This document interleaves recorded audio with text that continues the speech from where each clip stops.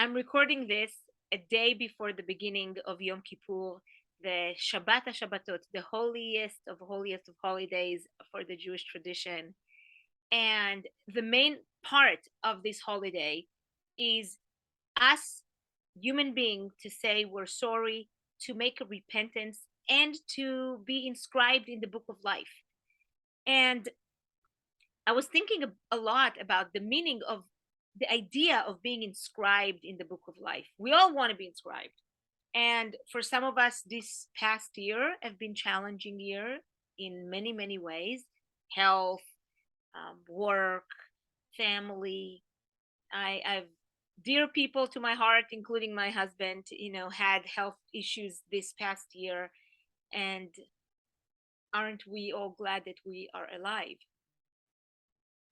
And it also makes me think of, why do we want to live? Of course, the obvious reasons are, we want to be with our friends, we want to be with our family. But it makes me also think a little deeper.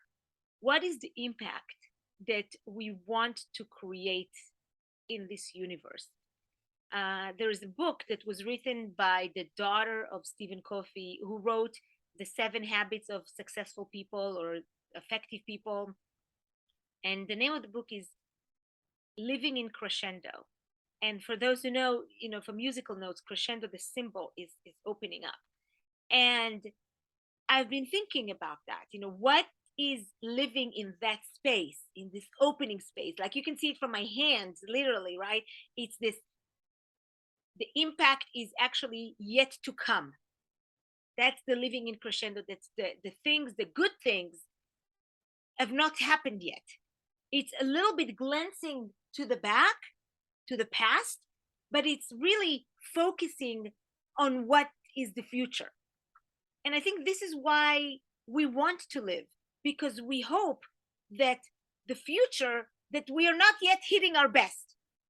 Sometimes when we're kids, we're thinking, oh, and if we win a prize or in first place in this or that, we think this is it. This is like the top. We couldn't get higher than that.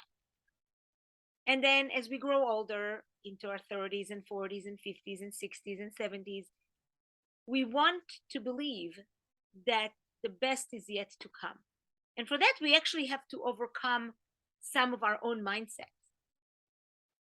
Speaking for myself, I think when I left the synagogue work in my 50s, there was maybe a doubt, a little bit by me, but also by other people. Can she do it? What would she do? How would she do? And it doesn't mean that we don't fall and make mistakes as we're doing what it is that we want to build. What is it? King Solomon said, Kisheva ipol tzadik vekam. A righteous person falls 7 times and yet rises up. So I want to believe that every one of us, people who are just now listening to this, are righteous and champions in their own life. And this holiday is just giving us yet another opportunity to come to terms with all the things that we can still achieve in this world and want to, and the impact that we want to create, the legacy that we want to create. Jews are being asked to be written in the book of life, in the book of livelihood, in the book of health and happiness. So here is a question for you. Whether you're coming to my services or not, it doesn't matter. But here's a question that I would love for you to ponder and talk about it with your loved ones. If you were to write your own book, what chapter are you in now? What is the name of the chapter that you are living presently? I think the idea of Yom Kippur is taking responsibility for yesterday, for what happened yesterday, and looking for opportunities for the future, for tomorrow, and yet living and enjoying the present where we are right now. So what do you do to make your present enjoyable?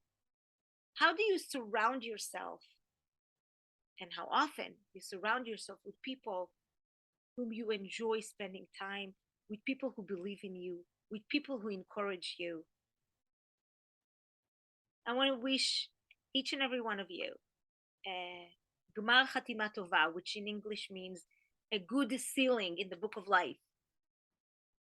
And may you be spending time again soon and continue to bring to the universe everything that we're capable of bringing, one day at a time, one step at a time.